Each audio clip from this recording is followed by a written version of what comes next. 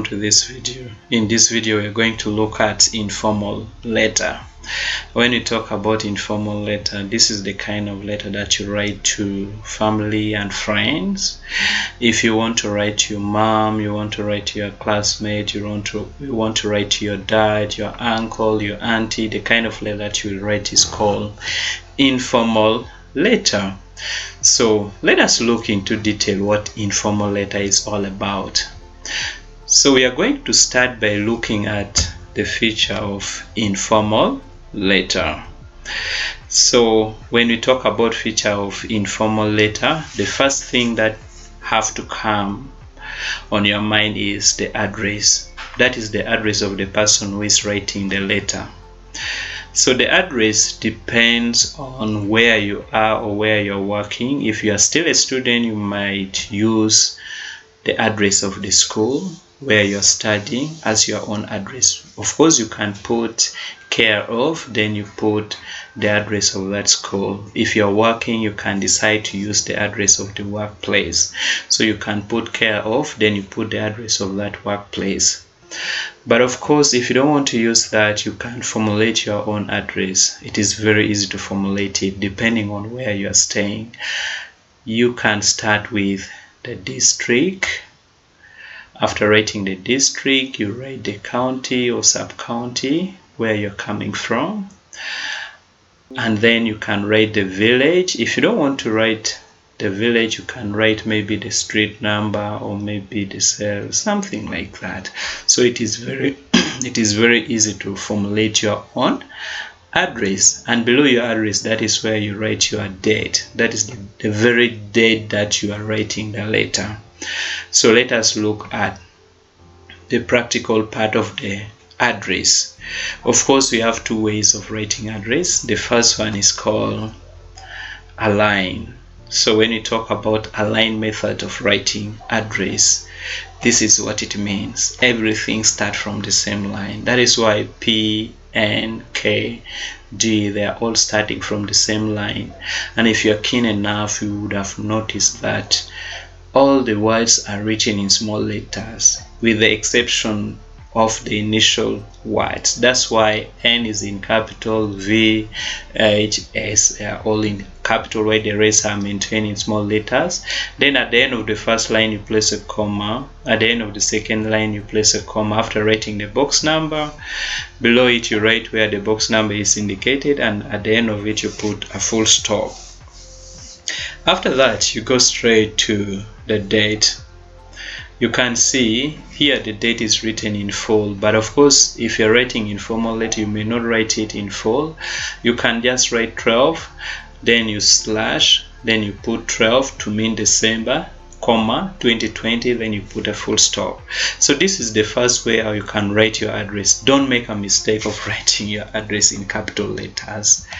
If you're done with that, with your address, of course, now you go straight to salutation. But let us look at the second way of how you can write your address apart from a line. The second way of writing address is called slanting.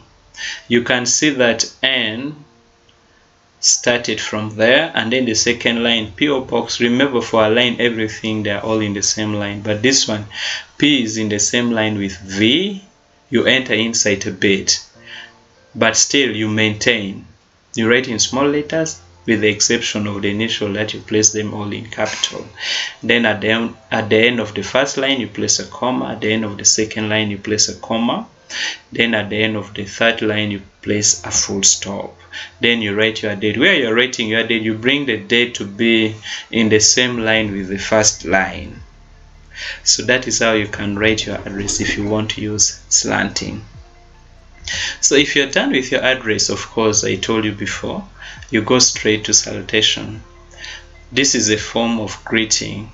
So when you're writing informal letter, you can decide to use hi, hello, dear, hey.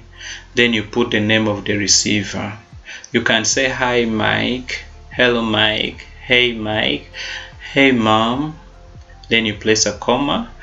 That is how you write your salutation. It comes immediately after your address.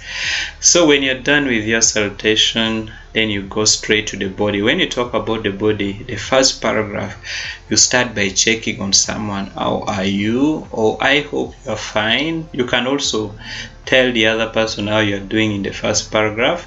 Then you indicate the purpose of writing the letter.